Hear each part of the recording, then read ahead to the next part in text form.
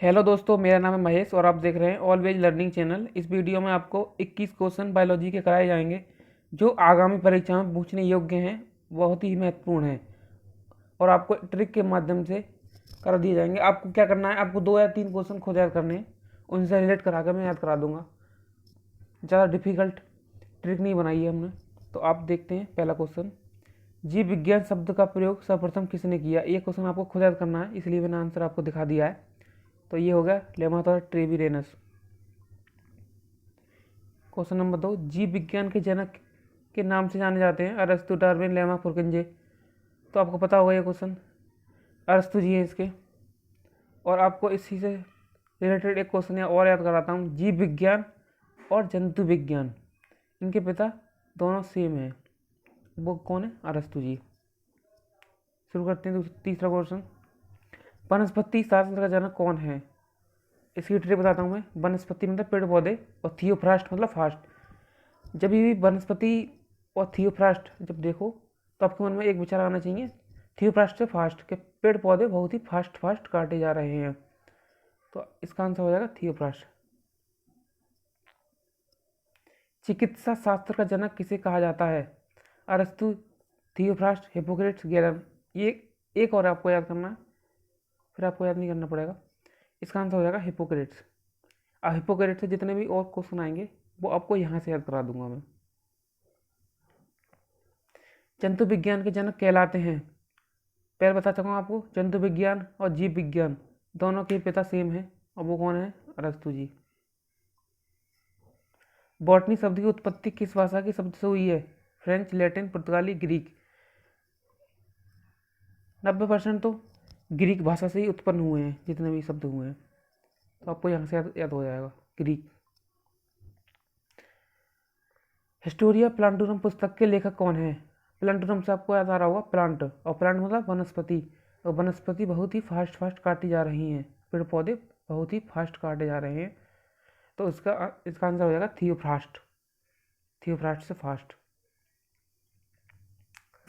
Historia एनिमोलियम पुस्तक के लेखक कौन है। अरस्तु, डार्विन, लेमा, थियोफ्रास्ट।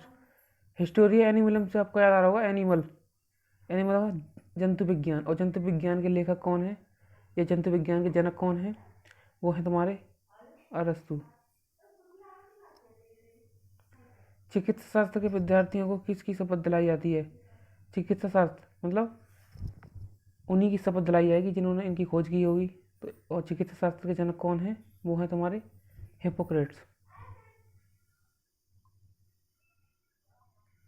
क्वेश्चन नंबर 10, वह विज्ञान जिसका संबंध जीवधारियों के अध्ययन से होता है। ये तो बहुत सिंपल है, भौतिक विज्ञान, गणित, रसायन विज्ञान, जीव विज्ञान, जीव विज्ञान।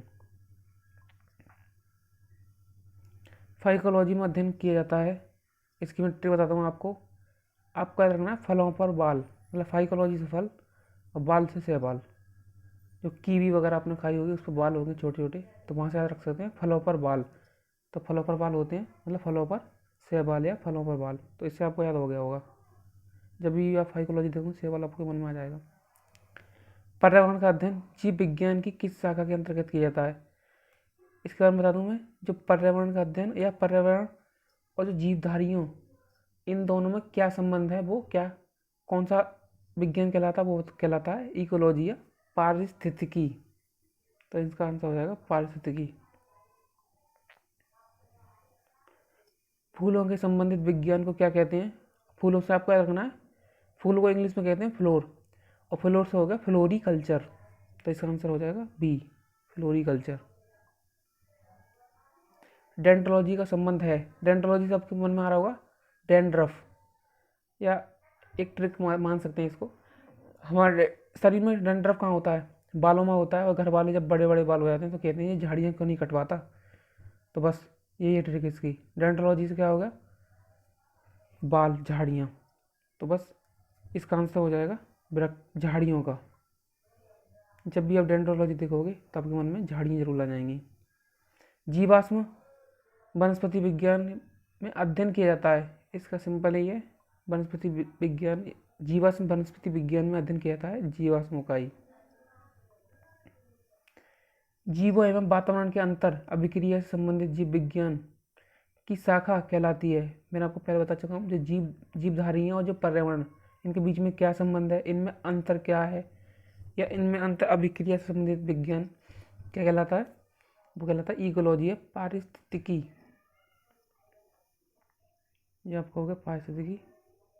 अगला क्वेश्चन, वनस्पति विज्ञान की वह शाखा जिसमें शैवालों का अध्ययन किया जाता है। रिपीट हो गया क्वेश्चन, सॉरी दोस्तों, लेकिन आपको ऐसे भी घुमाकर पूछ सकता है वो। तो फलों पर बाल, फाइकोलॉजी, फलों पर बाल, तो आपको ये हो गया आंसर। सिल्वीकल्चर वनस्पति विज्ञान की वह शाखा है जिसमें वर्णन होता है। इसकी मैंने ट्रिक बनाई दोस्तों, और आपको याद करना है ऐसे ही।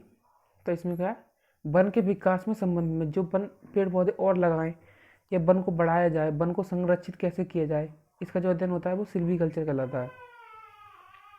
स्पर्मोलॉजी में किसका अध्ययन किया जाता है। इस पर मतलब एक प्रकार का बीज ही है जो नए जीव को पैदा करने में सहायता करता है।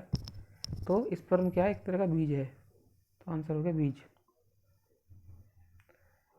एग्रोस्टोलॉजी में अध्ययन किया जाता है। एग्रोस्टोलॉजी से आपका ध्यान मारा होगा, खेती बाड़ी, पेड़ पौधे।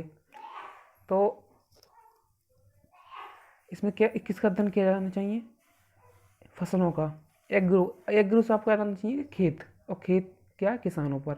खेत ऑब्वियसली किसानों पर होते हैं, और किसानों की एक समस्या है कि घास ज़्यादा होती है जिससे फसल नष्ट हो जाती है। तो एग्रो मतलब खेत, खेत में क्या होता है, फालतू की घास।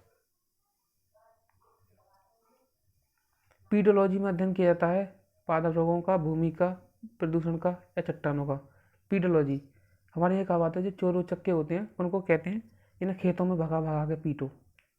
तो पीडोलॉजी से होगा पीटो, और कहाँ भगा कर, खेतों में। खेतों में क्या, ऑब्वियसली भूमि, भूमि क्या है, एक तरह की खेत है। तो यहाँ से आंसर हो जाएगा इसका भूमि। सॉरी, थैंक यू दोस्तों। आपको ये वीडियो अच्छी लगी होगी, और हमें सपोर्ट करने के लिए इस चैनल को सब्सक्राइब अवश्य कर दें, क्योंकि ये फर्स्ट वीडियो है, इसमें थोड़ा कॉन्फिडेंस कम रहता है। थैंक यू दोस्तों।